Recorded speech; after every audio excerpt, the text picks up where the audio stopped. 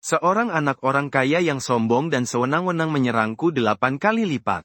Namun ia menguasai tubuh sang gadis tercantik sekolah. Dengan tangannya, mengatasi anak orang kaya yang ingin menyerangnya itu.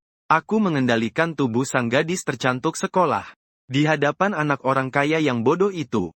Dari luka di belakang kepalaku, pelan-pelan menarik keluar segerombolan pasukan berdarah beracun. Aku memberitahunya ini adalah sebuah anugerah. Tak lama ia menjadi bagian dariku. Membimbingku setelah kematian menyeberang sebagai sejenis jamur. Sebagai parasit, bisa terus-menerus menelan tanpa batas. Sekarang di dunia ini tidak ada yang tidak bersalah. Hanya ada mangsa dan pemangsa. Anak orang kaya yang dulu tak terkalahkan. Kini berlutut dan meraung. Hanya berharap hidup 1 detik lebih lama. Tentara yang lengkap bersenjata itu. Di hadapan pasukanku hancur berkeping-keping. Ketika seluruh dunia memusatkan pandangannya kepadaku.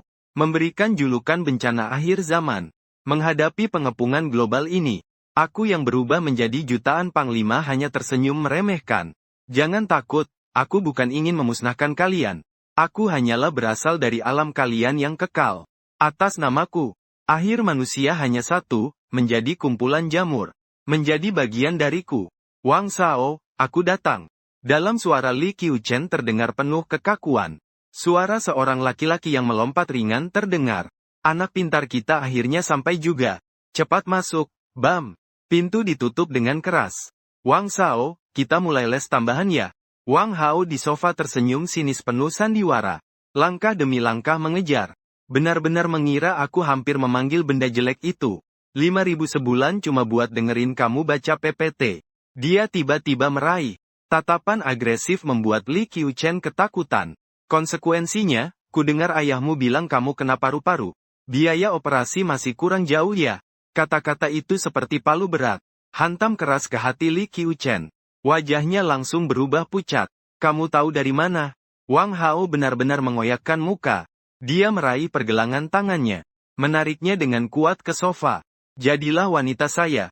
Aku akan tanggung semua biaya pengobatan ayahmu. Kalau tidak, aku punya banyak cara agar kamu keluar dari sekolah ini. Lepaskan aku, dasar tak tahu malu Li Qiu. Li Chen berjuang sekuat tenaga. Menggunakan seluruh tenaga untuk mendorongnya pergi. Tapi siapa sangka Wang Hao benar-benar marah dan berkata, dasar bajingan. Dia marah dan malu. Dengan tangan kanan membalas dengan tamparan keras. Sebuah suara benturan terdengar. Bagian belakang kepala Li Qiuchen terbentur keras ke sudut meja kaca yang dingin. Matanya menjadi gelap. Seketika jatuh ke jurang yang dalam. Pikiran terakhirnya. Ternyata adalah biaya operasi ayahnya yang belum terkumpul. Pada saat yang sama, aku yang ada di dalam saku terlempar. Kultur yang dibawa Sensif hancur berkeping-keping. Sebuah cairan hangat mengalir di belakang kepala gadis itu. Itu adalah makhluk yang perlahan melangkah ke arahku di sudut ruangan. Detik berikutnya, dalam kesadaranku hanya ada satu naluri. Penasehat militerku seolah hidup kembali.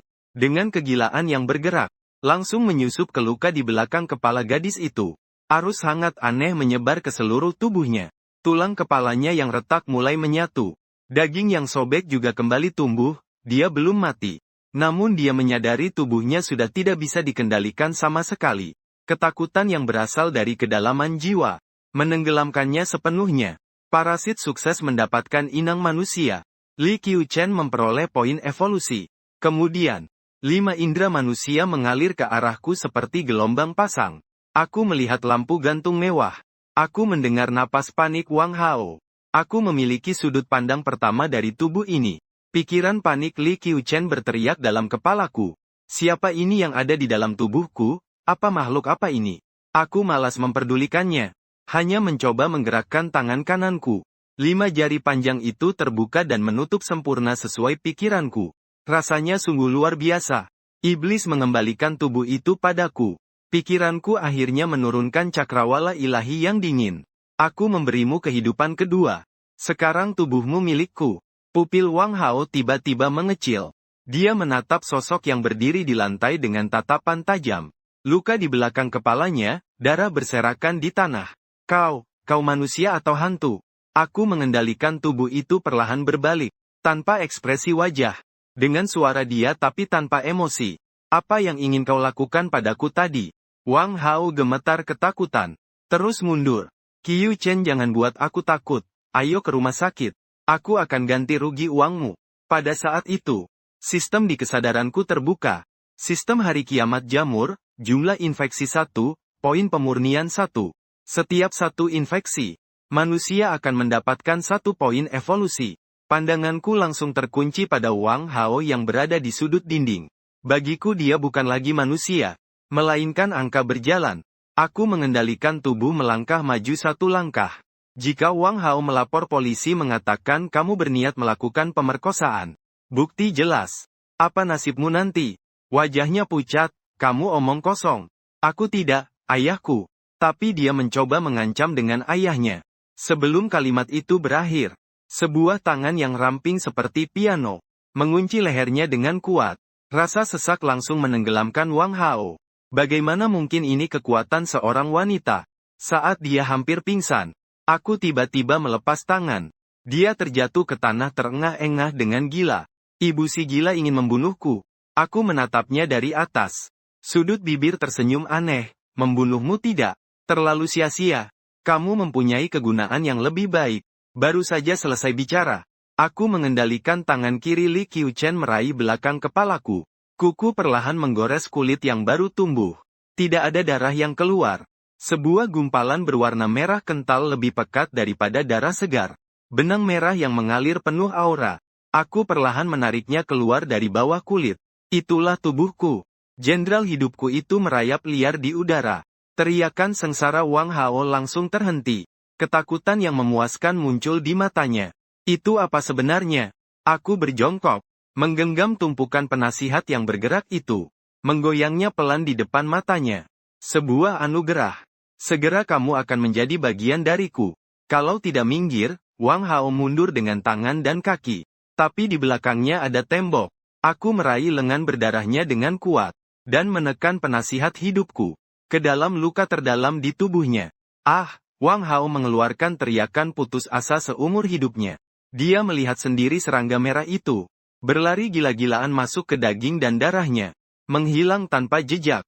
Apa yang telah kamu lakukan padaku? Cepat keluarkan dia dari dalamku. Aku melepaskan tangannya dan berdiri tenang. Tapi bunyi sistem belum juga muncul. Pemberitahuan, penasihat telah masuk ke dalam tubuh filsuf baru. Tahap reproduksi. Perkiraan waktu kontrol penuh 2-24 jam. Ternyata infeksi butuh waktu. Wang Hao masih berguling di tanah. Tiba-tiba mengeluarkan ponsel dan berusaha menelepon. Sebuah tendangan keras datang. Ponsel yang menabrak tembok langsung hancur berkeping-keping. Aku melihatnya dengan tenang. Kamu boleh bilang. Beritahu semua orang. Kamu terpengaruh oleh seorang mahasiswi yang juga penasihat militer. Lihat siapa yang akan percaya. Wajah Wang Hao berubah dari pucat menjadi kelabu. Ketakutan yang tak berujung membanjirinya seperti ombak. Di luka di wajahnya, terasa seperti tertusuk jarum yang menusuk-nusuk. Dia menatap cermin di sebelahnya. Terlihat di bawah kulit di sekitar luka itu, ada serabut merah yang halus. Sedang menyebar dengan liar di bawah kulitnya. Aku menggelengkan kepala. Mengendalikan tubuh Li Qiuchen menuju pintu. Yang kuinginkan adalah keseluruhan tubuhmu. Jangan khawatir, kamu akan segera tidak merasa takut lagi. Karena kamu akan menjadi bagian dariku. Saat aku hampir melangkah keluar ruang tamu, tiba-tiba terdengar suara langkah kaki dari lantai atas. Sebuah suara wanita parubaya terdengar, Wang Shao. Apakah Anda baik-baik saja? Sepertinya aku mendengar suara sesuatu yang jatuh. Itu pembantu rumah tangga di rumah. Aku langsung merasakan semuanya melalui penasihat militer. Sebuah pikiran dingin muncul. Satu lagi nutrisi yang datang sendiri ke pintu.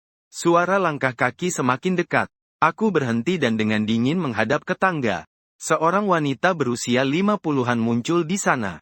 Masih mengenakan celemek. Saat dia melihat pemandangan di ruang tamu, dia langsung membeku. Di lantai ada bercak darah yang mengering. Di sudut kamar, Wang Hao terkulai duduk di lantai. Di wajahnya bercampur bekas darah. Tubuhnya gemetar seperti ayakan gandum. Wang, Anda kenapa begitu? Pengasuh, Tante Zhang, berteriak lalu berlari mendekat. Astaga, saya segera panggil ambulans. Melihatnya, pupil mata Wang Hao yang keruh memancarkan cahaya keinginan untuk hidup. Dia membuka mulutnya, berusaha sekuat tenaga untuk berteriak. memberitahu ada monster di sini, meminta dia cepat lari. Namun, tenggorokannya hanya bisa mengeluarkan suara serak seperti kebocoran udara. Pita suaranya seolah digenggam tangan tak terlihat. Dia kehilangan suara. Tidak hanya itu, tangan kirinya mulai berkedut tak terkendali, membengkok seperti sudut seorang orang terbang. Tiba-tiba menggenggam kuat pergelangan tangan Tante Zhang. Wang Shao, kamu menyakitiku. Tante Zhang berusaha melepaskan diri, namun terkejut saat menyadari, kekuatan Wang Hao sangat besar, tidak seperti manusia biasa. Saat dia mengangkat kepala, tatapannya bertemu dengan mata Wang Hao yang penuh ketakutan dan permohonan, seperti seorang tahanan yang terperangkap di dalam tubuhnya sendiri. Wang Shao, kamu sangat baik. Kecepatan reproduksi saya di dalam tubuh Wang Hao jauh melampaui perkiraan saya. Saya mengendalikan tubuh Li Qiucheng, melangkah pelan-pelan menuju Tante Zhang yang sedang dicekik erat. Melihat saya mendekat, matanya Tante Zhang langsung menyala penuh harapan. Gadis kecil, cepatlah membantu. Wang Shao dia tidak baik-baik saja. Aku mengabaikannya dan terus maju. Hanya berdiri di depannya, pelan-pelan membuka mulut Li Qiucheng. Sekelompok makhluk berwarna merah berduri, tiba-tiba muncul dari kedalaman mulutku. Pupil mata Tante Zhang mengecil seperti jarum, mengeluarkan teriakan memilukan. Dia berjuang dengan sekuat tenaga, tapi lengan Wang Hao sekeras baja memegang erat. Monster, kalian semua adalah monster. Tangan lainnya memukul Wang Hao dengan ganas. Tapi wajah Wang Hao hanya menunjukkan keputusasaan yang sama dengannya. Dia tidak ingin seperti ini. Tetapi tubuhnya sudah bukan miliknya lagi. Saya malas membuang waktu lagi. Makhluk yang terpisah itu seperti petir merah, tepat masuk ke mulut Tante Zhang yang terbuka lebar. Teriakan pun berhenti mendadak. Perasaan jijik dan takut yang luar biasa seketika menenggelamkan rasionalitasnya. Parasit berhasil mendapatkan inang manusia. Zhang Cuihua mendapatkan 1 titik evolusi. Boneka ketiga sudah di tangan. Tubuh Wang Hao juga pada saat ini sepenuhnya aku kuasai. Aku melihat 2 boneka dengan tatapan kosong di depanku. Tuan rumah sangat puas. Seperti NPC dalam permainan. Dan aku satu-satunya pemain. Tepat saat itu, dari sudut terdengar suara gesekan kaca. Di dalam kotak kaca yang indah, seekor Master Jingga yang hijau zamrud sedang waspada menatap ke arah sini. Segala sesuatu menjadi makanan. Aku memisahkan seutas hifa dari ujung jariku. Dengan lembut menempelkannya pada kulit tipis. Terdeteksi tuan rumah non-manusia. Apakah akan mengaktifkan mode makan paksa? Makan paksa. Aku segera mengonfirmasi perintah itu. Dalam sekejap, banyak penasihat keluar dari bawah kulit kadal. Membungkusnya menjadi kepompong kecil berwarna merah darah. Tubuhnya meringkih dan runtuh dengan kecepatan yang terlihat oleh mata telanjang. Semua materi kehidupan aku serap dengan rakus. Kurang dari 1 menit. Hanya tersisa setumpuk bubuk abu-abu putih dalam kotak. Penyerapan selesai. Perpustakaan gen sedang diperbarui. Apakah kehilangan napas menghabiskan poin evolusi? Memperkuat tuan rumah saat ini. Ternyata begitu. Infeksi hanyalah ekspansi paling tidak efisien. Menelan adalah jalan pintas untuk pemurnian. Memperkuat Li Qiuchen. Menggunakan titik pemurnian untuk mendapatkan kemampuan induk. Kamuflase warna untuk mendapatkan kemampuan induk. Penglihatan malam untuk memperkuat tubuh induk. Kecepatan reaksi meningkat 10%. Perubahan selesai dalam sekejap. Karirku menjadi jelas. Ruang tamu yang sebelumnya gelap sekarang terang tanpa celah. Sesuai dengan pikiranku. Pada lengan putih tubuh ini, kulitnya, warnanya berubah menyerupai dinding di belakangku. Kemampuan bergerak yang sempurna. Kau ingin mengubahku jadi monster apa ini? Kesadaran tersisa Li Xiucheng mengeluarkan ratapan putus asa. Aku dingin menurunkan hukuman neraka. Bukan monster, melainkan evolusi. Tiba-tiba terdengar suara mesin mobil dari luar villa. Aku membaca ingatan Wang Hao. Orang tuanya baru saja kembali. Sudut bibirku membentuk senyum aneh. Keluarga harus selalu rapi dan lengkap. Pintu mobil tertutup. Seorang pria dan wanita berjalan masuk. Ayah Wang Hao, Wang Jianguo. Ibu, Li Meihua. Wang Shao. Tante Zhang yang dikendalikan di ruang tamu berjalan menuju pintu masuk. Pandangan Li Meihua melewati alisnya yang tiba-tiba mengerut. Hao Hao, wajahmu kenapa? Dari mana datangnya aura jahat itu? Wang Hao berbalik. Suaranya tenang hingga terasa aneh. lalu terjatuh. Dia masih ingin bertanya lebih lanjut. Namun Wang Hao tiba-tiba melangkah maju dan mengulurkan kedua tangan. Meminta pelukan. Kenapa hari ini begitu keras kepala? Li Meihua tersenyum dan membuka kedua tangan. Namun pelukan itu tidak datang di detik berikutnya. Telapak tangan Wang Hao tiba-tiba terangkat. Ditekan pada kedua matanya. Dua benang merah darah meledak keluar dari telapak tangan. Menembus jauh ke dalam bola mata. Teriakan itu bukan seperti manusia yang terluka. Jeritan memilukan bergema di seluruh villa. Hao Hao, kau gila, dasar sialan. Wang Jianghuo mengaum sambil menyerang. Namun ditahan erat oleh Tante Zhang seperti dalam lingkaran besi. Dia menoleh dengan ketakutan. Berhadapan dengan wajah yang tersenyum aneh. Ketakutan langsung mencengkeram jantungnya. Satu benang merah darah keluar dari ujung jari Tante Zhang. Merayap perlahan ke wajahnya. Menjalar masuk ke dalam mata. Monster Wang Jianghuo mengeluarkan dari mulutnya. Kehebatan terakhir. Juga jatuh ke dalam kegelapan. Berhasil menginfeksi dan mendapatkan inang manusia. Wang Jianghuo seumur hidupnya berhasil mendapatkan inang manusia. Li Meihua mendapatkan poin evolusi 2, pertempuran selesai. Aku mengendalikan tubuh Li Qiucheng keluar dari bayangan. Memeriksa 5 inang yang ada di depanku. Kau iblis ini. Kesadaran Li Qiucheng berpikir bahwa mereka tidak bersalah. Aku menjawabnya dengan dingin. Ketika Wang Hao berniat melanggarmu, apakah dia tidak bersalah? Keluarga ini menikmati kekayaan yang dibawanya. Apakah mereka tidak bersalah? Li Qiucheng terdiam sepenuhnya. Aku berpikir sejenak. Langsung menghapus sisa 4 kesadaran inang yang tersisa. Dunia menjadi tenang seketika. Kenapa kau tidak mematikan kesadaranku? Dia bertanya dengan hati-hati. Aku menyampaikan sedikit nada bercanda. Karena kau sangat menarik. Menyimpannya agar bisa sering mengingatkanku untuk tetap. Manusia adalah makhluk yang rapuh sekaligus penuh kontradiksi. Li Qiucheng merasa dingin di seluruh tubuhnya. Ini lebih mirip hukuman daripada langsung membunuhnya. Aku berjalan ke depan kotak kaca. Melihat setitik bubuk kadal yang setelah dimakan. Sisa miselium telah layu dan mati.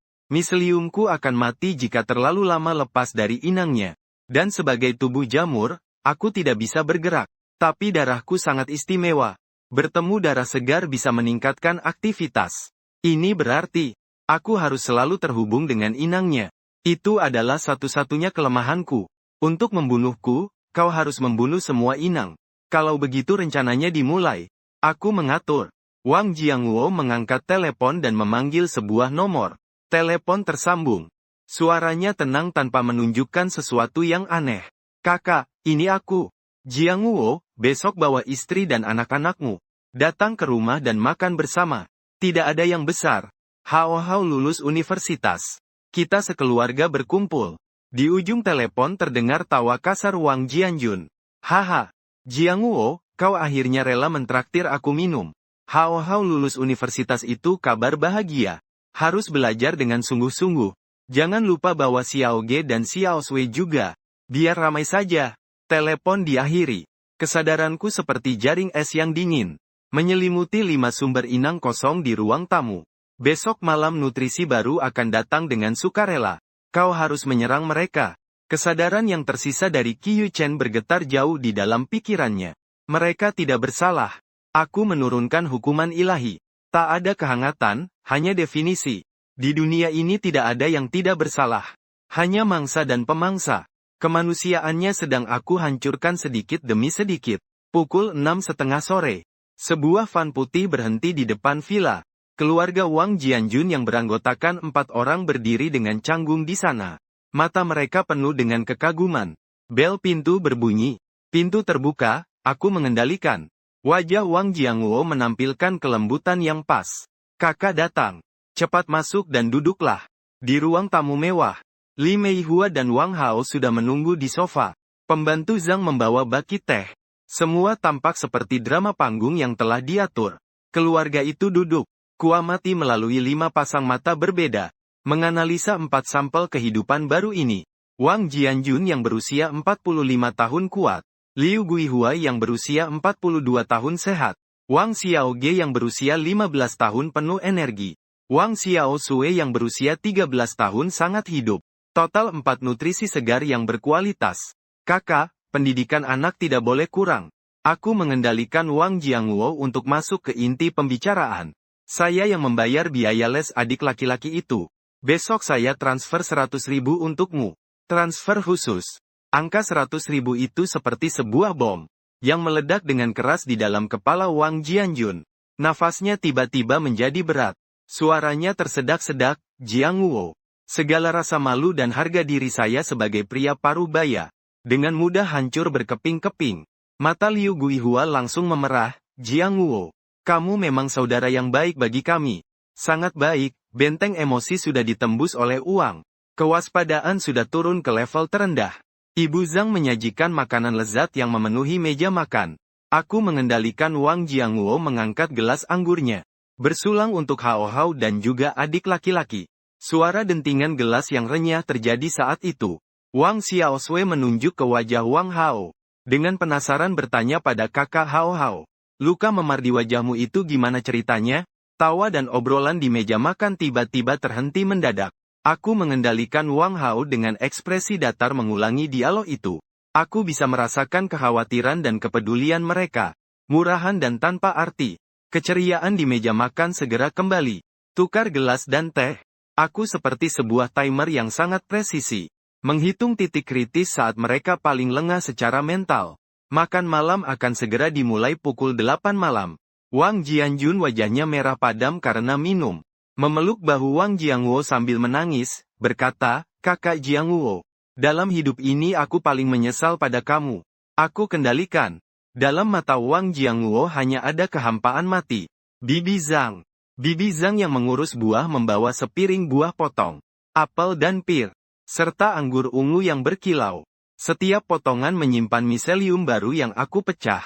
Ah, indah sekali. Wang Xiaosui yang pertama mengambil anggur yang penuh, dan memasukkannya ke mulut. Jus manis meledak. Sebuah benda asing yang mematikan menyayat ke tenggorokan dalam, sangat manis. Keluarga 4 orang. Berbagi buah dengan tambahan bahan dengan penuh kebahagiaan. Tidak ada yang menyadari. Miselium kematian diam-diam sudah berakar dalam tubuh mereka. 10 menit kemudian, gerakan Wang Xiaosui terhenti. Secara naluriah menyentuh tenggorokannya. Mama, tenggorokanku agak gatal, dia ingin minum air. Namun tangan tiba-tiba gemetar hebat tak terkendali. Memukul gelas kaca hingga pecah berantakan. Xiaosui memegang erat tenggorokannya dengan kedua tangan. Matanya yang besar dipenuhi ketakutan luar biasa. Dia bisa merasakan, ada sesuatu yang hidup dalam pembuluh darahnya. Sedang berkembang biak dengan gila. Mama, tolong buka mulutnya lebar-lebar. Tetapi tidak bisa mengeluarkan suara apapun. Apa yang terjadi dengan Xiaosui ini? Wang Jianjun buru-buru berdiri. Namun kedua kakinya tiba-tiba melemas. Menghampiri dengan sekuat tenaga, kakinya seperti hilang tenaga. Dia dengan ketakutan menyadari. Pandangannya mulai menjadi sangat kabur dengan cepat. Ayah Wang Xiaoge ingin membantunya. Namun dengan tegas menyadari lengannya juga mulai kaku. Ketakutan yang tak dikenal seperti air laut dingin. Menyapu keluarganya dalam sekejap. Liu Guihua dengan tatapan gemetar menyapu meja makan. Di depan mereka, keluarga Wang Jiangwo beranggotakan 3 orang beserta pembantu itu. Mereka semua duduk tanpa ekspresi. Dengan tenang menyaksikan semuanya ini. Seolah-olah menyaksikan pertunjukan yang tak ada hubungannya dengan mereka. Pupil Liu Guihua tiba-tiba menyempit seperti jarum. Dia akhirnya mengerti bahwa kalian tidak normal. Wang Jianjun mengerahkan sisa tenaga terakhirnya. Menatap tajam ke adiknya yang ada di depan. Kalian sebenarnya apa? Aku mengendalikan Wang Jiangwo untuk berdiri perlahan. Melihatnya dari atas dengan pandangan yang tinggi dan mengawasi. Apa yang kalian evolusi? Pupil Wang Jianjun yang pecah berantakan. Cahaya terakhir di dalamnya padam sepenuhnya. Parasit berhasil mendapatkan inang manusia Wang Jianjun, Liu Guihua dan Wang Xiaoge. Wang Xiaosui mendapatkan 4,9 titik evolusi pada inangnya. 9 tubuh sempurna. Kesadaran Li Qiuchen meraung tajam. Masih ada anak di dalamnya. Kamu iblis. Aku menurunkan aura dingin ini bagiku. Hanya ada keunggulan genetik. Tidak ada perbedaan usia. 5 menit kemudian, keluarga Wang Jianjun yang terdiri dari 4 orang membuka mata mereka bersamaan. Tatapan mereka kosong dan mati rasa. Aku mengendalikan. Wang Jiangwo mengambil ponsel dan membuka aplikasi bank. Dia mengklik transfer. 100.000 tidak kurang dan tidak lebih ditransfer ke rekening Wang Jianjun. Janji harus ditepati. Penyamaran yang sempurna tidak boleh ada celah sedikit pun. Langkah berikutnya adalah penyamaran identitas. Kesembilan orang ini harus menjadi roda gigi yang normal. Terus berfungsi dalam masyarakat manusia. Target baru adalah sekolah, perusahaan dan komunitas. Semua tempat berkumpulnya manusia adalah tempat bibitku. Aku harus mengendalikan seluruh kota secara total. Sebelum manusia menyadarinya. Bahkan seluruh peradaban. Pukul 10 malam. Keluarga Wang Jianjun berempat bangkit dan mengucapkan permisi. Wang Jianjun boneka meniru rasa terima kasih yang sempurna saat hidup. Jianguo, hari ini aku sangat berterima kasih padamu. Wang Jianguo boneka juga berperilaku dengan tepat. Kakak, keluarga kita tidak perlu basa-basi dengan keluarga lain. Mobil van putih menghilang dalam kegelapan malam. Kesadaranku menembus 9 pasang mata. Secara bersamaan mengawasi 2 keluarga. Sebuah villa mewah. Sebuah apartemen biasa. 2 markas. 9 unit. Cikal bakal sebuah imperium ras baru telah terbentuk. Selanjutnya, peta Universitas Linhai muncul dalam pikiranku. Saatnya memanen nutrisi yang lebih mudah. Keesokan harinya di Universitas Linhai, aku mengendalikan Li Qiuchen yang membopong ransel berjalan di kampus. Langkahnya dan ayunan lengan. Semuanya tepat seperti model data. Ekspresinya adalah topeng sempurna. Lembut tapi dingin. Tak seorang pun tahu bahwa pahlawan melengkung yang indah ini adalah kehendak dingin dengan kode nama Zhenjun. Liu Chen, seorang gadis dengan kuncir kuda berlari mendekat. Wajahnya penuh kecemasan. Kamu kemana saja beberapa hari ini? Telepon tidak diangkat. WeChat tidak dibalas. Kami sudah sangat khawatir. Li Xiaoya, teman sekamar sekaligus sahabat jurusan psikologi. Ahlinya adalah pengamatan tajam. Evaluasi kepribadian yang sangat sensitif. Meminta maaf atas potensi bahaya. Keluarga Xiaoya ada masalah. HP juga rusak. Aku mengendalikan tubuh Li Qiuchen. Mengucapkan permintaan maaf yang terprogram. Tapi alis Lin Xiaoya berkerut. Matanya fokus menatap mata Li Qiuchen. Kelihatannya terlalu tenang. Selalu terasa aneh. Dulu saat kamu menghadapi masalah keluarga, seluruh dirimu akan runtuh sinyal peringatan. Intuisi manusia ini terlalu sensitif. Sedangkan Li Qiuchen yang terkurung. Kesadaran yang tersisa mengamuk. Xiaoya menyadari dia menyelamatkanku. Tolong selamatkan aku. Tapi kehendaknya. Bahkan tidak punya izin menggerakkan ujung jari.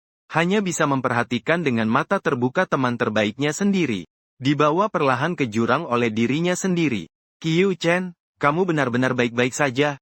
Lin Xiaoya tiba-tiba berhenti melangkah. Suaranya sangat serius. Apa aku akan kenapa-kenapa? Aku membuatnya tampak bingung secara pas dan wajar saat diwawancara. Aku belajar psikologi. Lin Xiaoya mendorong kacamatanya. Dengan tatapan tajam. Keadaanmu sekarang disebut pengasingan emosional. Itu ciri khas gangguan stres pasca trauma. Kesadaran Li Qiuchen bergemuruh dengan hebat. Xiaoya cepat-cepat menemukan kebenaran. Tapi aku hanya membuatnya tertawa kecil. Jangan anggap aku sebagai kasus risetmu. Xiaoya, aku bukan Lin Xiaoya yang marah. Seseorang yang mengalami konflik besar secara tiba-tiba. Kemampuan mengatur emosinya menjadi sangat stabil. Itu sendiri adalah ketidakwajaran terbesar. Sampel yang menarik. Penilaianku sudah diperbarui. Gadis manusia ini memiliki nilai riset yang sangat tinggi. Kamu berpikir terlalu jauh. Aku hanya sudah dewasa. Aku mengendalikan Li Qiuchen sambil menepuk bahu Lin Xiaoya. Kemudian berbalik menuju kelas. Lin Xiaoya memandang punggungnya. Ketidaknyamanan dalam hati hampir tak tertahan. Orang ini sudah bukan lagi Li Qiuchen yang dia kenal. Di kolam, Lin Xiaoya terus menekan langkah demi langkah. Apakah kamu sudah pergi ke psikolog? Atau karena penyakit paman membaik? Bukan itu, aku hanya mulai mengerti beberapa hal. Tidak mungkin. Keraguan dalam mata Lin Xiaoya semakin berat. Ayahmu sakit parah. Beban berat yang bisa menghancurkan penopang mentalmu. Bagaimana mungkin kamu bisa santai dan mengerti begitu saja? Qiuchen, kamu harus memberitahuku. Apa yang sebenarnya kamu alami beberapa hari ini? Jiwa Li Qiuchen berteriak. Ini aku, Xiaoya. Aku dikendalikan oleh monster. Selamatkan aku. Tapi yang keluar dari mulutnya adalah pertanyaan dingin dan tenang. Apa yang berubah? Aku masih aku. Tidak, kamu bukan. Lin Xiaoya menggeleng perlahan setiap kata. Li Qiucheng tidak mungkin setenang ini. Tidak mungkin sesadar ini. Dia mengeluarkan diagnosis akhir, dengan kondisi sekarang. Lebih seperti kehilangan emosi. Pada saat itu, aku mengendalikan Li Qiucheng menelepon ayahnya. Pembicaraan dengan ayah yang kritis. Aku mengatur nada bicaranya. Stabil seperti sebuah garis lurus. Tanpa adanya gelombang. Lin Xiaoya yang berdiri tidak jauh. Merasa dingin menusuk dari kaki sampai ke ubun-ubun. Ini jelas tidak normal. Ini sialan, dia bukan manusia. Setelah menutup telepon, suara Lin Xiaoya bergetar. Qiuchen, kita harus bicara tentang penyakitmu. Aku curiga kamu mengidap penyakit psikis yang sangat parah. Harapan besar. Meledak dalam kesadaran dalam Li Qiucheng. Aku sakit, cepat bawa aku ke dokter. Namun tubuhnya hanya memberikan balasan yang tipis. Menurutmu aku sakit di mana? Kelesuan emosi. Respons yang abnormal. Gangguan kepribadian. Lin Xiaoya berlari maju. Memegang tangan Li Qiuchen dengan erat. Percayalah padaku, ayo kita pergi ke dokter baik-baik saja. Penilaian ancaman dimulai. Menghapus risiko tinggi unit ini, melaksanakan rencana lapangan. Meredakan dan mengubah suasana. Menggunakan pikiranku untuk mengambil keputusan dalam 0,01 detik. Xiaoya. Aku mengendalikan suara Li Qiuchen tiba-tiba melembut. Dengan suara serak menahan tangis. Matanya cepat dipenuhi air mata. Terima kasih sudah peduli padaku seperti ini. Lin Xiaoya terdiam. Otaknya langsung kacau. Sebenarnya, beberapa hari ini aku memang mengalami beberapa hal yang menakutkan. Sebuah kejadian kekerasan yang berpusat pada Wang Hao. Dilengkapi dengan benturan tak terduga.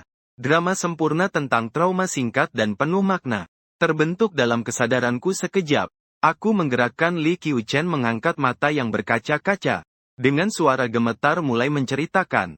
Setelah mendengar itu, tajam dan curiga di mata Lin Xiaoya. Digantikan oleh belas kasihan dan rasa bersalah yang mendalam. Jadi kamu sekarang seperti ini. Karena trauma pasca kejadian malam itu. Ya, aku membuatnya mengangguk. Mengendalikan air mata yang menetes. Setiap kali aku pejamkan mata, itulah gambaran yang muncul. Itulah sebabnya aku memaksa diriku menjadi acuh tak acuh. Aku takut diriku akan hancur. Ini adalah PTSD yang khas. Ini adalah mekanisme pertahanan diri. Lin Xiaoya langsung memberikan penilaian profesional. Xiaoya, bisakah kau menemaniku? Aku membuat Li Qiuchen menggenggam tangannya. Tatapan rabun jauh. Rapuh dan tak berdaya. Lin Xiaoya tanpa pikir panjang langsung memeluknya. Tentu saja aku pasti akan selalu menemanimu. Ancaman teratasi. Berhasil diubah menjadi pengamatan dekat. Orang yang bernama Lin Xiaoya ini akan menjadi buku teks hidup dari ras yang aku kuasai. Sekolah sementara stabil. Inti pengolahanku berpindah ke Wang Jianguo. Di dalam ruang belajar, aku mengendalikan jarinya mengetik dengan cepat di keyboard. Di layar, terlihat peta penyebaran semua tokoh hewan peliharaan di kota Linhai. Sistem Bank Gen menunjukkan arah pemurnian baru untukku. Kolam gen manusia tuan rumah terlalu monoton. Aku membutuhkan modul gen yang lebih banyak dan lebih efisien. Terbang burung, penciuman anjing, refleks saraf kucing. Sebuah rencana muncul dalam kesadaranku. Kebun binatang Linhai. Di sana adalah gudang gen terbesar di kota ini. Tapi sebelum itu, saya butuh pasukan pendahuluan yang bisa dikonsumsi. Saya mengendalikan Wang Jianguo untuk mengangkat telepon. Dan menekan nomor pertama di daftar. Halo, rumah hewan peliharaan. Saya butuh sekelompok proyek medis eksperimental. Tidak ada persyaratan khusus untuk jenisnya. Yang penting aktivitasnya tinggi. Batch pertama 50 ekor. Suara di ujung telepon. Memancarkan rasa terkejut yang tak bisa disembunyikan.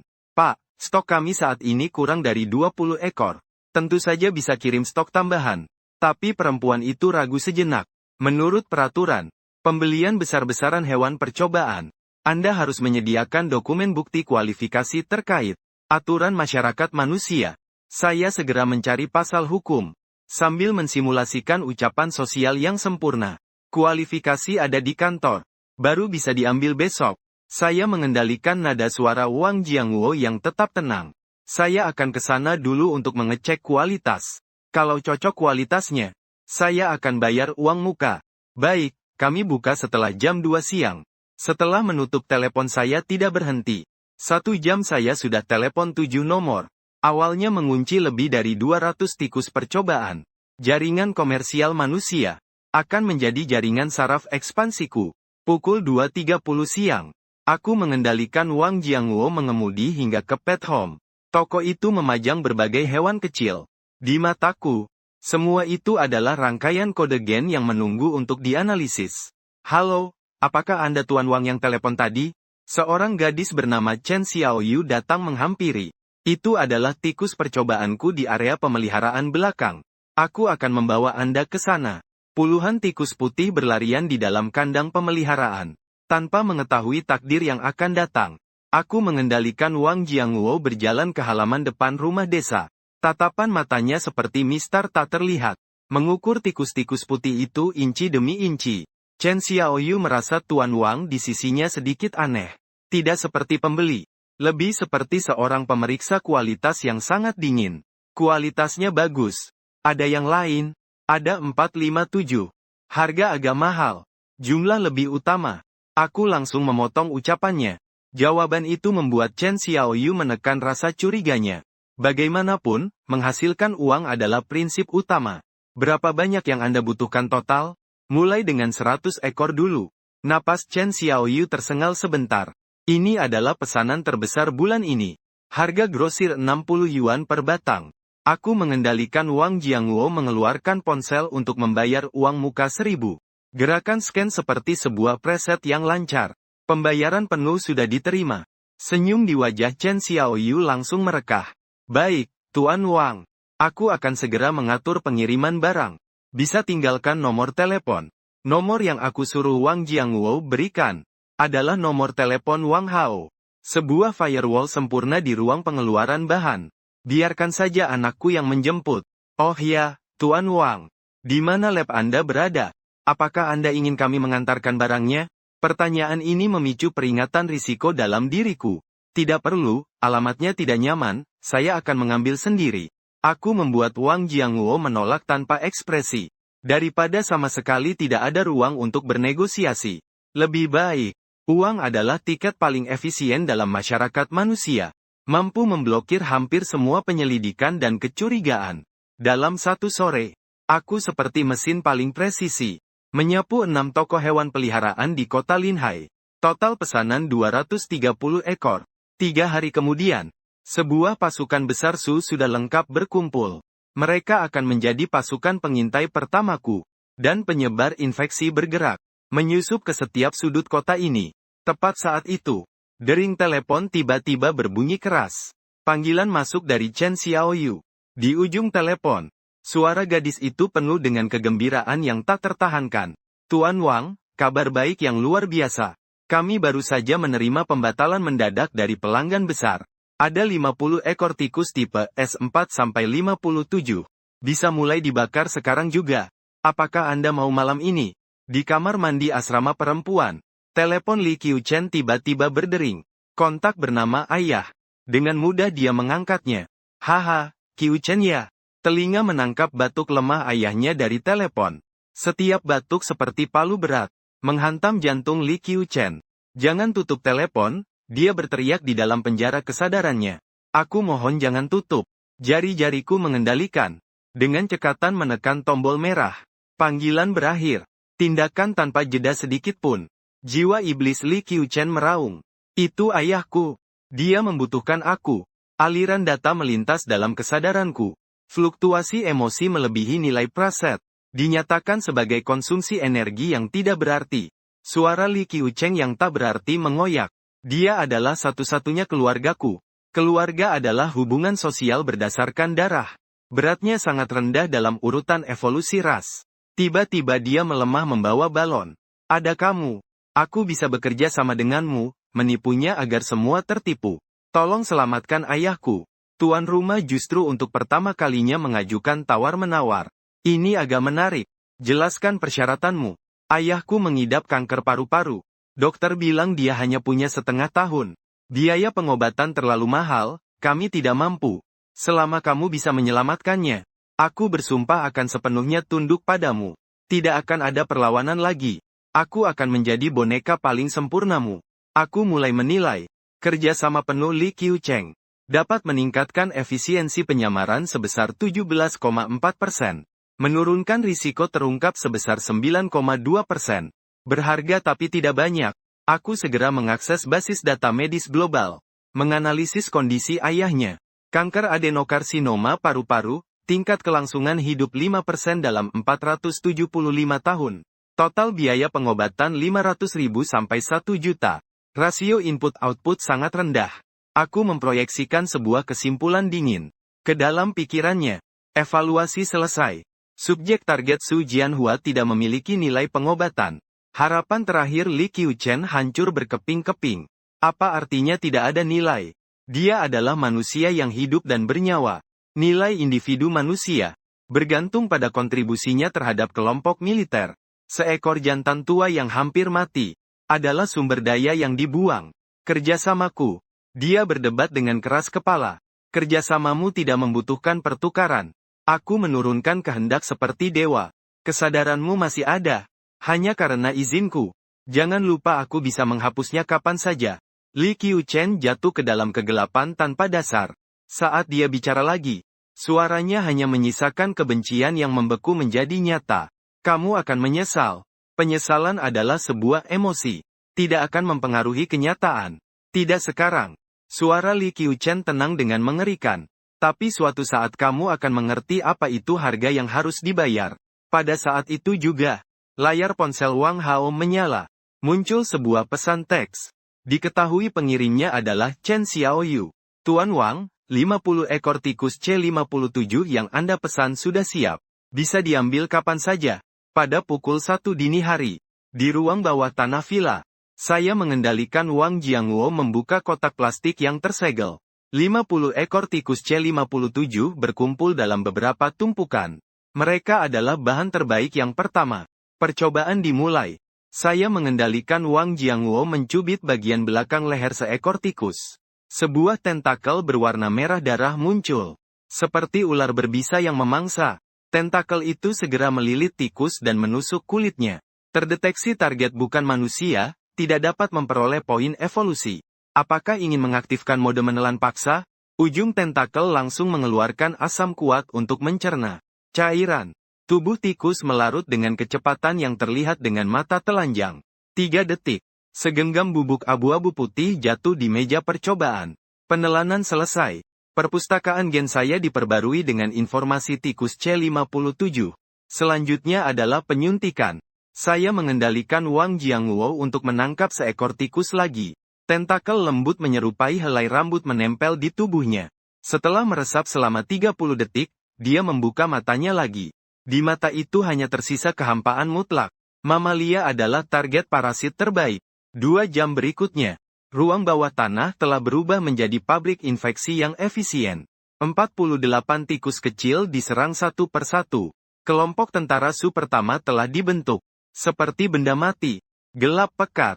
Saat saya menyerang satu persatu dari Wang Jiangluo. Kaca.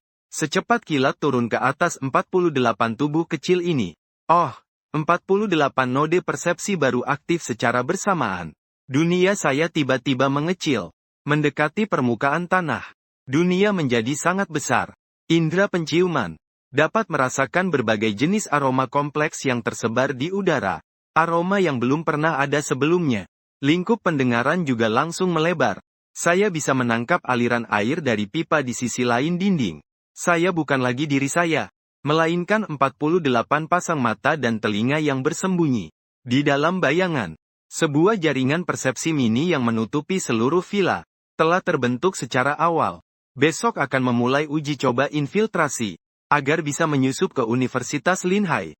Untuk menguji kemampuan infiltrasi ke perguruan tinggi.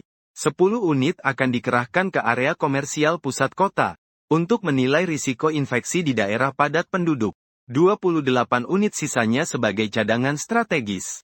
Namun sebelum itu, masih ada satu target yang lebih penting yaitu kebun binatang Linhai. Itu adalah gudang gen terbesar di kota ini. Adalah harapan saya melawan tembakan baja di masa depan. Jam 9 malam. Saya mengendalikan Wang Jiangluo untuk berhenti di luar kebun binatang. Ini adalah titik pengamatan yang sangat baik. Kesadaran saya dengan cepat memproses informasi. Sebuah peta pertahanan luar kebun binatang telah terbentuk dalam pikiranku. Tapi itu tidak cukup. Saya membutuhkan intelijen rinci di dalam pada pagi berikutnya. Saya mengendalikan Wang Jianguo. Memesan tiket masuk sebagai peneliti medis. Dia sangat kaya. Bersikap tenang. Tidak menimbulkan kecurigaan sama sekali. Saya mencatat jumlah setiap spesies. Struktur tembakan naga akut. Dengan segala upaya mencari celah. Tuan, mohon jangan meninggalkan jalur wisata. Sebuah suara tenang terdengar dari belakang saya. Kepala Keamanan Chen Ziyuan. Saya melakukan penelitian medis. Sangat terobsesi dengan perilaku hewan. Saya membuat Wang Jianguo memperlihatkan senyum penyesalan yang tanpa celah. Tatapan Chen Ziyuan sangat tajam. Cara dia memandang hewan itu bukan seperti wisatawan. Bukan seperti ilmuwan. Lebih seperti juru sembelih yang menilai kualitas ternak. Dingin dan murni. Penuh dengan penilaian lembaga penelitian medis. Rumah sakit afiliasi Universitas Kedokteran Linhai. Chen Ziyuan mengangguk pelan. Namun kewaspadaan di hatinya tak sedikit pun berkurang. Sebagai seorang mantan tentara, dia memiliki insting seperti binatang buas terhadap bahaya. Pria di depannya membuatnya merasa tidak nyaman. Mohon Anda berkeliling di jalur yang telah ditentukan. Suaranya sopan. Namun ada ketegasan yang tak bisa ditawar di dalamnya. Saya sudah menandai Chen Ziyuan sebagai ancaman prioritas tinggi. Insting manusia terlalu tajam. Harus menghindarinya. Pukul 3 sore. Di ruang merayap saya menemukan titik kunci. Pintu belakang ruang merayap terhubung dengan lorong staf. Tembok pembatas hanya setinggi 3 meter. Yang paling penting, itu adalah titik buta pengawasan yang menjadi celah. Saya baru saja menandai di peta kesadaran. Chen Ziyuan muncul kembali seperti hantu. Tuan ini, waktu kunjungan Anda agak lama. Anda sudah berada di sini selama 5 jam. Sistem penilaian risikom dengan cepat mengeluarkan alarm. Orang ini terus mengawasi saya. Anda meneliti apa secara spesifik? Mungkin saya bisa membantu. Dia terus bertanya tanpa menyerah. Dia sedang menguji. Saat penggalian mendalam harus evakuasi. Hari ini hasilnya sangat besar. Aku akan pulang dulu. Aku mengendalikan Wang Jianguo sambil berkata. Sambil berjalan menuju pintu keluar. Langkah kaki mantap dan tenang. Chen Ziyuan tidak menghalangi lagi. Namun pandangannya seperti paku. Terpaku erat pada sosok Wang Jianguo dari belakang. Dia mengeluarkan radio komunikasi. Suaranya dingin. Xiao Li, putar semua rekaman pengawasan dari pukul 10 pagi. Sampai sekarang. Fokuskan. Saring pria parubaya yang mengenakan jas abu-abu itu. Aku ingin jejak pergerakannya setiap detik. Dia punya firasat kuat. Orang ini pasti akan kembali. Dan juga, bukan untuk urusan riset medis omong kosong. Pukul 2 dini hari. Kebun binatang Linhai. Tenggelam dalam kegelapan sunyi yang mencekam. Pelaku sesungguhnya ada di dalam kotak tertutup di kursi belakang. 48 ekor tikus C57 mulai bergerak. Idemu adalah pembelahan sekejap. Tepat jatuh pada 48 tubuh kecil ini. Penglihatanku tiba-tiba turun ke bawah mobil. 48 tikus itu diam-diam merayap keluar. Gerakannya seragam dan terkoordinasi. Gelombang pertama 10 target langsung menuju area pengolahan sampah. 3 menit kemudian tiba di lokasi target. Saluran pembuangan di dasar tembok pagar. Diameternya tepat cukup untuk mereka melewati tanpa cedera sedikit pun. Berhasil menembus gelombang pertama 10 tikus kecil. Semua diaktifkan di dalam kebun binatang. Tahap eksplorasi resmi dimulai. Informasi pertama datang. Membuat inti perhitungan saya sedikit mempercepat. Koridor logistik zona hewan buas ternyata tidak diawasi. Yang lebih krusial adalah sudut lorong. Berserakan potongan daging sapi berdarah sisa hewan buas dari saluran satelit. Media infeksi parasit yang sangat ideal. Saya segera mengendalikan seekor tikus penasihat. Dari permukaan tubuhnya meraih keluar. Diam-diam menempelkan potongan daging sapi itu. Dengan cepat meresap. Besok petugas pakan akan memberi makan dengan potongan daging yang sudah diberi bahan tambahan ini. Tepat pada saat itu, sebuah bayangan hitam merobek langit malam turun dari atas. Seekor elang, cakar besi sekuat baja itu, sekejap menembus kepala salah satu tikus. Hos mati. Tapi itu bukanlah akhir. Cakar tajam itu merobek mayat tikus. Menelan daging dan darah bercampur dari penasihat ke dalam tubuhnya. Dalam 30 detik terdeteksi parasit elang berhasil menempel pada host baru. Sebuah sudut pandang baru yang sama sekali baru dipaksa untuk aktif. Aku dari ketinggian 10 meter. Melihat dari atas seluruh kebun binatang yang gelap ini. Ini adalah keuntungan besar yang tidak direncanakan. Nilai sebuah tuan rumah di udara. Jauh melampaui semua tikus di daratan. Namun masalah pun segera berdatangan. Burung kakatua hutan burung. Tiba-tiba mengeluarkan suara tajam dan menusuk. Bahaya, bahaya. Penjaga malam terbangun. Sinar kuat senter menyapu ke arah sana. Tepat berhenti di seekor tikus kecil. Dia mengeluarkan walkie-talkie, Pak Chen. Ada kejadian di hutan burung. Suara Chen Ziyuan langsung terdengar. Tidak ada sedikit pun rasa kantuk, ada tikus yang berperilaku aneh. Seperti sakit, tidak takut manusia. Bertahan di tempat. Aku segera ke sana. Itu Chen Ziyuan lagi. Tidak boleh membiarkannya melihat tikus yang terkena parasit itu. Namun, arah paviliun merangkak memicu alarm baru. Yang tertidur tiba-tiba terbangun. Menggunakan kepala menghantam dinding kaca menghasilkan suara keras dan berat. Kehilangan kendali secara rincin. Banyak titik terungkap, di lorong jauh. Langkah kaki Chen Ziyuan yang tenang namun cepat. Sedang mendekat dengan sangat cepat. Tidak ada waktu untuk mundur lagi. Melaksanakan rencana meminimalkan kerugian. Memulihkan kesadaran inang. Dalam tubuh 3 tikus yang ditemukan. Si penasihat parasit langsung menarik kembali kendali. Detik berikutnya. 3 tikus itu seolah terbangun dari mimpi buruk. Mengeluarkan suara nyaring. Panik dan berlari terserak ke segala arah. Saat Chen Ziyuan tiba di lokasi. Hanya melihat seekor tikus ketakutan. Berlari masuk ke dalam semak. Namun kegelisahan dalam hatinya semakin membesar. Kegelisahan hewan secara kolektif di berbagai area bukanlah kebetulan. Perkuat patroli. Malam ini periksa setiap area setiap setengah jam.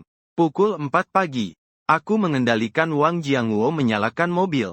Menyesuaikan dengan jalan yang kosong dengan mulus. Operasi ini memberiku pengalaman berharga. Sebuah rencana baru muncul di benakku. Melalui rantai makanan melakukan parasit tanpa suara. Bukan hanya hewan, tapi juga manusia. Dan di puncak kebun binatang, aku lewat mata kosong milik yang terinfeksi. Mengamati diam-diam seluruh kota yang tertidur. Siang hari berikutnya, kebun binatang Linhai. Chen Ziyuan berdiri di kantor.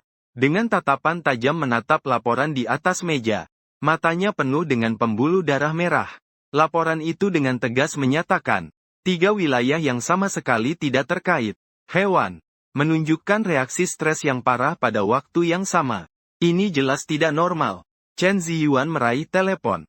Dan langsung menghubungi kepala bagian Li dari Dinas Kesehatan Hewan Meninggal. Saya Chen Ziyuan. Tadi malam terjadi gangguan besar pada hewan di kawasan kami. Saya butuh kalian mengirimkan ahli untuk menangani. Di seberang telepon terdengar suara singkat mati mendadak. Gangguan apa? Stres massal. Pola perilaku aneh. Seperti sedang melihat predator bersama-sama. Diduga ini pertanda awal dari suatu pandemi tak dikenal. Segera isolasi lokasi. Suara kepala bagian Li mendadak meninggi. Saya akan segera melapor ke pusat pengendalian penyakit. Pandemi hewan bukan perkara sepele. Chen Ziyuan menutup telepon. Namun jantungnya berdetak lebih kencang. Kasus ini jelas bukan sekedar pandemi biasa. Sementara itu, adalah otoritas virologi dari Pusat Pengendalian Penyakit. Li Wenbo menyipitkan matanya sedikit. Laporan dari kebun binatang. Seketika mengaktifkan semua insting profesionalnya. Xiao Wang bersiap dengan peralatan pengambilan sampel tingkat perlindungan tertinggi. Tujuan kebun binatang Linhai. Dalam menghadapi yang tidak diketahui. Tidak ada yang berlebihan dalam mengantisipasi. Setengah jam kemudian, sebuah kendaraan khusus putih dengan logo CDC. Mengarahkan ke kebun binatang Linhai. Saat itu di dalam kebun binatang, aku sedang mengendalikan Wang Jianghuo. Dengan identitas sebagai relawan perlindungan hewan. Melakukan kunjungan keduanya. Kesadaranku lewat kebutuhan ini yang sempurna disamarkan. Melihat peristiwa besar yang akan terjadi. Xiao Diao yang semalam terinfeksi parasit. Saat ini tenang bertengger di atas Longshe. Kehendaknya sepenuhnya milikku. Memulai tahap kedua dari rencana. Intervensi dari Departemen Karantina bukanlah kebetulan, melainkan bagian dari rencanaku. Aku sendiri yang menyalakan api ini. Sekarang hanya menunggu petugas pemadam kebakaran paling profesional ini terperangkap dalam jebakan yang sudah kubuat. Kali ini targetku bukan hanya gen hewan, tapi juga manusia-manusia elit ini. Telepon Wang Jiangwo bergetar pelan. Layar menyala menunjukkan Pak Wang. 180 tikus yang Anda minta sudah siap. Pukul 8 malam ini. Identitas tikus-tikus ini telah turun status dari sampel percobaan menjadi bahan cadangan. Jam 4 sore. Konvoi pusat kontrol tiba.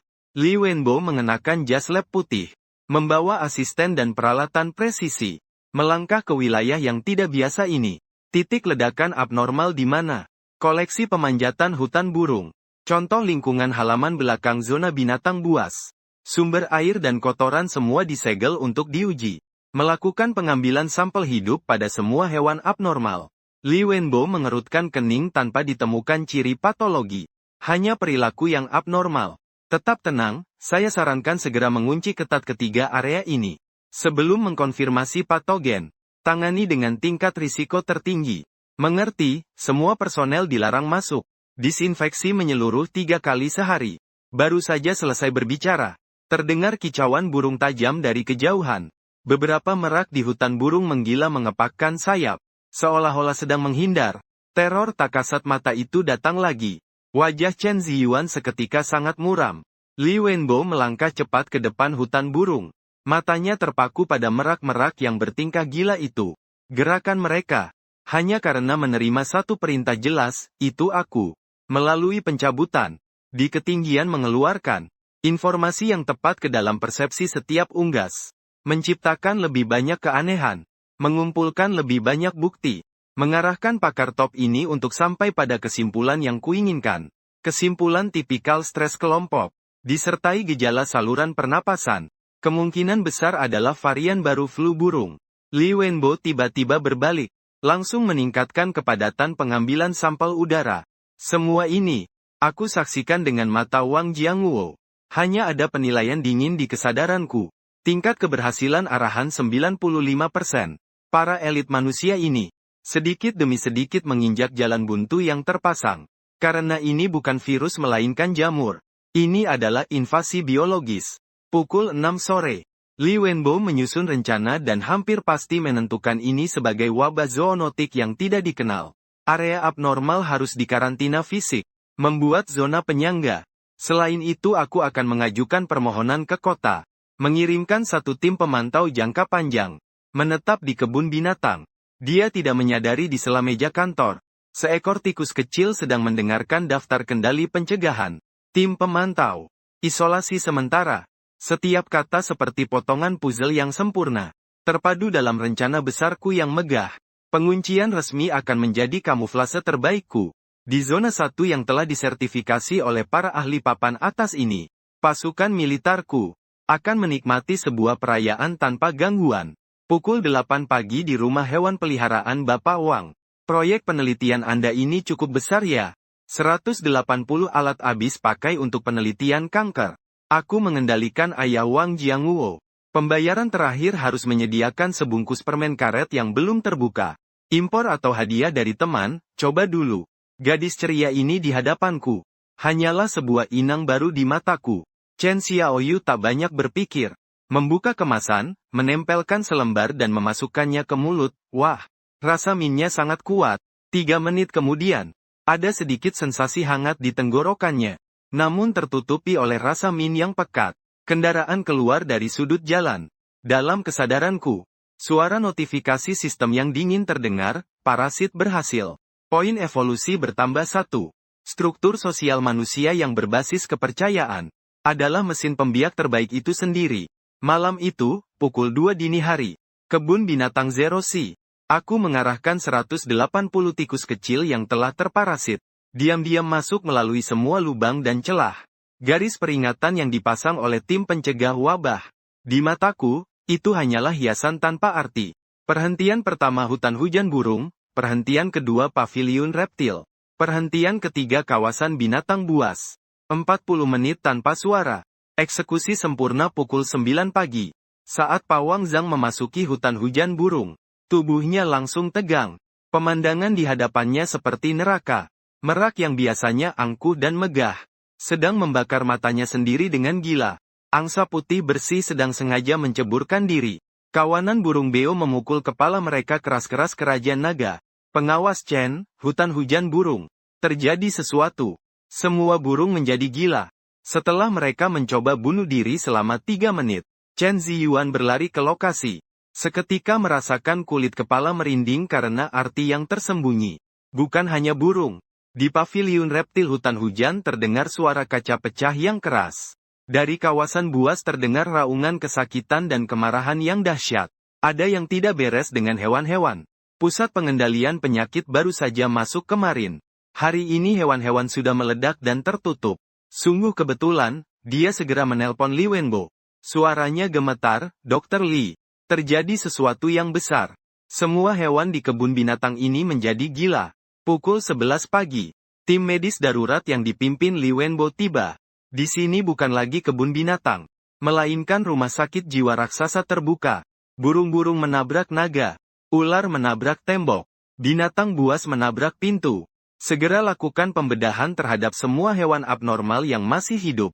Aktifkan tindakan isolasi tingkat tertinggi. Pada saat itu, aku membuat perubahan mendadak menembak keluar. Aku mengendalikan sebuah ukiran terperangkap parasit. Dengan keras menghancurkan jaring pengaman. Dengan senyum licik terbang menuju langit. Itulah sinyal yang aku kirimkan. Puluhan burung berbagai ukuran mengikuti dengan cepat. Terbang ke segala arah kota. Sial cepat tangkal mereka. Terlambat, sementara itu. Aku mengendalikan seekor beruang hitam yang terinfeksi. Mengarah ke titik lemah struktur yang sama tempat engsel pintu meledak. Melakukan ratusan kali tabrakan gila-gilaan. Bersamaan dengan pecahnya engsel pintu. Dia mengaum sambil menerobos keluar dari kandang. Hilang di hutan lebat di bukit belakang. Aku mengarahkan seekor kuda Myanmar sepanjang 5 meter. Memasuki sistem drainase dalam kekacauan. Tak terlihat jejaknya selesai. Wajah Li Wenbo berubah pucat. Wabah tidak terkendali. Menyebar ke wilayah kota. Chen Ziyuan mengambil perangkat komunikasi. Dengan segenap tenaga melaporkan ke pusat komando, ya. Saya Chen Ziyuan dari kebun binatang.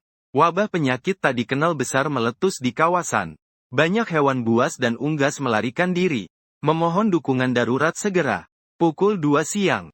Hutan lebat di bukit belakang. Aku mengendalikan tubuh beruang hitam itu. Kurang dari 10 menit. Aku menekan cakar besar beruang itu pada sebuah pohon tua.